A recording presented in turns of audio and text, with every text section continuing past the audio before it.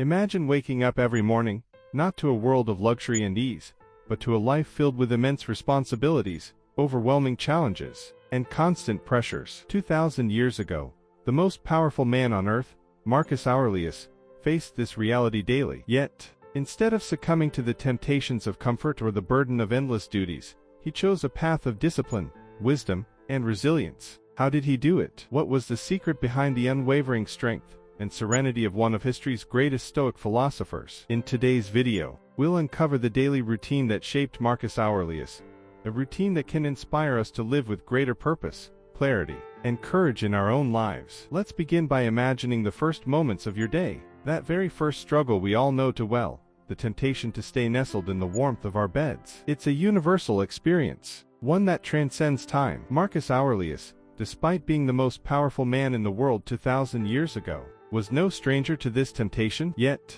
what distinguished him from so many was his conscious decision to rise each day and face the world with purpose. Marcus knew that the comfort of staying in bed was fleeting, and that true fulfillment came from engaging with the world in a meaningful way. He understood that each morning brought with it a choice to either give in to laziness or to seize the day with intention. This daily decision wasn't merely about waking up, it was about waking up to his purpose, to the responsibilities he had as a leader, and more importantly, as a human being striving to live in accordance with virtue. Marcus Aurelius wasn't naturally inclined to be a morning person. He forged this discipline through years of practice, recognizing that his duty was not to seek comfort, but to engage with life's challenges head-on. Armed with the principles of reason and virtue, before the sun fully rose, while others might have been preparing to meet the demands of the day, Marcus Aurelius would begin his day with a period of quiet introspection. He knew that the early hours were precious, time that could be used not for mindless activity or responding to external pressures, but for grounding oneself in the philosophical principles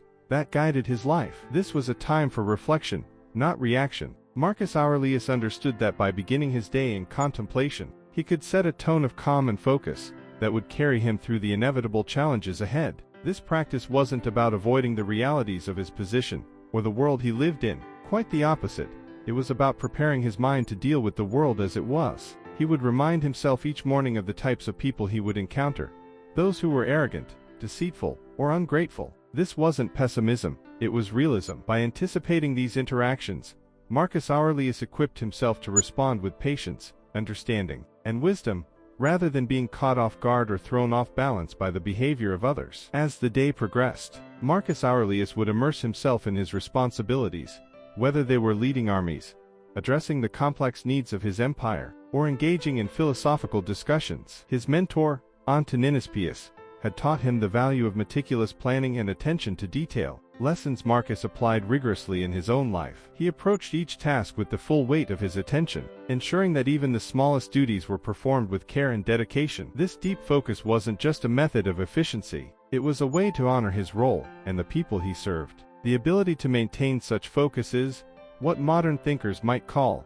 deep work. Marcus Aurelius practiced this long before it had a name. He believed in filtering out unnecessary thoughts and distractions, directing all his mental energy toward the task at hand. For Marcus, this wasn't just a practical approach, it was a philosophical one. By staying fully present, he could align his actions with his values, making sure that every decision, every action, contributed to the greater good. Yet, despite the immense pressures of his role, Marcus Aurelius also recognized the need for balance in his life. He was keenly aware that while work was important, it should not consume him entirely. He made time for physical exercise, engaging in activities like wrestling and horseback riding. These weren't just pastimes, they were essential practices that kept his body strong and his mind sharp. His connection with nature also played a vital role in his routine. He often wrote about the beauty of the natural world, finding in it a source of spiritual renewal and a reminder of life's simple, yet profound, pleasures. This balance extended to his evenings as well. As night fell, Marcus Aurelius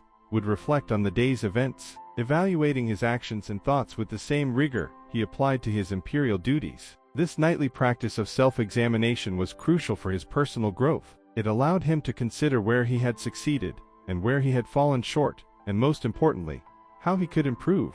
This wasn't about self-criticism, it was about honest introspection, a key Stoic practice that enabled him to align his daily life with the virtues he aspired to live by. Marcus Aurelius was ever mindful of the fleeting nature of life. The Stoic principle of memento mori, the reminder that we all must die, was not a morbid thought for him, but rather a call to live each day with purpose and clarity. This reflection on mortality fueled his commitment to making the most of each day, understanding that every moment was an opportunity to act with integrity, wisdom, and compassion. Even as he faced immense personal and political challenges, Marcus Aurelius maintained a sense of calm and perspective that can only come from years of disciplined practice. He was betrayed by those he trusted, he led his empire through wars and plagues, yet he never lost sight of the bigger picture. He recognized that while he could not control the events around him, he could always control his response to them. This understanding allowed him to turn obstacles into opportunities for growth, leading with wisdom, justice, and an unwavering commitment to his Stoic ideals.